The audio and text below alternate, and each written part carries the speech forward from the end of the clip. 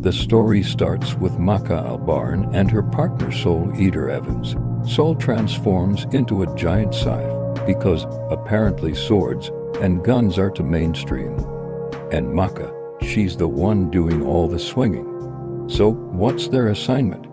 Collecting evil souls, their latest target. None other than Jack the Ripper, yep, straight out of a Victorian horror novel. Except now he's an anime creep with knives for hands and an unshaven mug that screams alcoholic uncle. Jack tries to corner a poor woman in the street, breathing heavy like he's cosplaying Freddy Krueger, when Bam Maka shows up and ruins his murder party. She calls out her weapon partner, and Soul transforms into her size right in front of us. The animation makes it clear Maka's not playing. Maka charges in with footwork cleaner than a professional boxer. She doesn't just fight, she dissects him. Every swing is precise, technical, and cold. This girl's not a wannabe hero, she's a surgeon with trauma issues. The fight isn't long. Maka finally slices Jack down with one brutal slash. Soul leans in and eats Jack's soul like it's hot street food. The sound effect, wet, squishy, grotesque. You can practically hear his teeth sinking into glowing ectoplasm. This anime doesn't mess around, it's gross. And that's the point. Here's the deal, explained mid-episode. Weapons like Soul become Death Scythes if they consume 99 evil human souls and one witch soul. That's the golden rule. Maka's determined to make Soul into a Death Scythe, partly to prove herself, partly to outshine her deadbeat flirt machine of a father spirit. Now, here's where things go sideways. Maka and Soul have been grinding evil souls for weeks. They're sitting at a solid 99 out of 99. One more witch soul and boom, goal achieved. They're pumped. Enter Blair, the witch, or at least, she looks like one. Purple hair, revealing outfit, pumpkin bombs, and enough anime fan service to make you roll your eyes. Blair's the definition of weapons of mass distraction, and she knows it. She taunts them with her playful, seductive voice. The fight is chaos. Maka's dodging pumpkin bombs, swinging Soul with perfect arcs, while Blair prances around casting spells like she's auditioning for a magical girl show but with extra cleavage. Soul, of course, can't resist making pervy comments about how hot Blair is, while Maka's glaring at him like, "Focus, dumbass, we're fighting for your future here." Finally, Maka lands the killing blow. Blair's body collapses, glowing purple, and Soul dives in to devour the witch's soul. Mission complete. Right? Wrong. Plot twist. Blair wasn't a real witch. Nope. She's just a superpowered magical cat.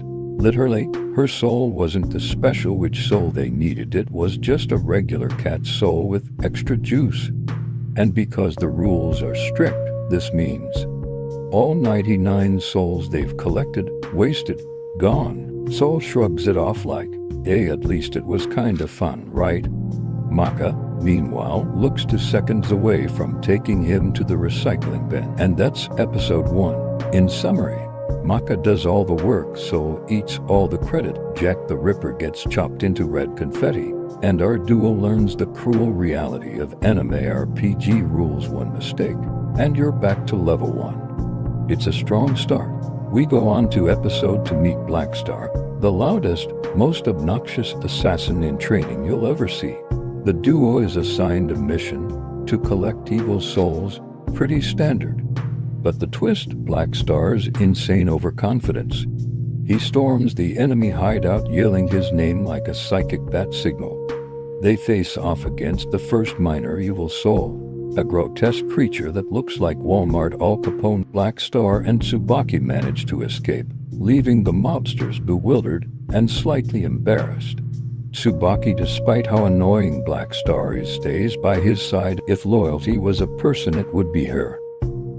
We meet up with our main characters Soul and Maka, and when Tsubaki asks, "Did you get the witch soul?" their faces says it all. Seeking redemption, Blackstar and Tsubaki ask Lord Death, the principal of the school, for a mission. Their new mission is to track down a witch named Angela. Tsubaki stops in the hot springs, and when Blackstar tries to take Pete, Tsubaki makes him leave. Now on to the mission. They track down the witch Angela only to see a bunch of souls and a rip-off samurai protecting her. Mifune, a samurai with a code of honor, challenges Black Star. The ensuing battle is a clash of egos and styles, with Black Star's brashness meeting Mifune's disciplined swordsmanship. The battle intensifies as Black Star and Tsubaki employ their unique tactics. Tsubaki transforms into various weapons, aiding Black Star in his assault. However, Mifune's skill and strategy keep them on the defensive. Tsubaki uses her Shadow Star technique to swap places with Black Star, attempting to catch Mifune off guard. They land a hit, but just before finishing him off, the witch Angela reveals herself only being a little girl. Since not wanting to hurt the little girl, Tsubaki and Black Star leave. Black Star, not learning his lesson from last time, gets hit again. Now back at the academy, Lord Death reprimands them for their failure, emphasizing the importance of teamwork and strategy. And now, ladies and gentlemen, we meet the third corner of this unholy student triangle, Death the Kid, son of Lord Death himself. Of course, Kid doesn't roll solo. He's got twin pistols, Liz and Patty Thompson. Liz, the older sister, is sarcastic, annoyed, and basically babysits him 24/7. Patty, the younger one, she's a giggling psycho gremlin who laughs while shooting people. Together, they're the most dangerous pair. Kid, Liz, and Patty are sent on their own mission to hunt down a witch named Myra Nagus. But then, disaster strikes. And by disaster, I mean, Kid sees something asymmetrical. His brain short-circuits. This guy really cares too much about symmetry. Despite being a symmetry freak, Kid's fighting style is incredible, dual-wielding pistols with acrobatic flair, blasting enemies in midair like he's auditioning for a John Woo movie. It's stylish, it's brutal, it's efficient. Patty, Liz, and Death the Kid complete the mission, but just as everything seems good, the symmetrical pyramid falls apart, causing Death to freak out. This was kinda funny, not gonna lie. I've been chuckling at this scene over and over. Episode 4. You thought you signed up for fun shonen antics, right? Wrong. Today, Soul Eater says, time to traumatize the kids. What starts as detention in the form of a remedial lesson turns into a straight-up graveyard battle against Sid, their zombie ex-teacher. Yes, a literal zombie professor. Of course, Loudmouth Black Star charges first.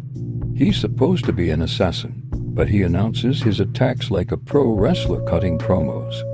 He leaps into the air, Tsubaki shifting into different weapon forms, throwing shuriken, chains, blades, the whole arsenal. Black Star and Tsubaki use their ultimate attack, and this goofball traps Maka and Sid. We find out the guy who turned Sid into a zombie is a crazy scientist named Stein. We got Tomo Frankenstein. Anyways, Black Star, of course, charges in first, and we quickly find out Stein ain't a regular NPC. He Loki sends Black Star to the afterlife. Desperate, Maka calls out their strongest move, Witch Hunter. The blade glows, energy surging.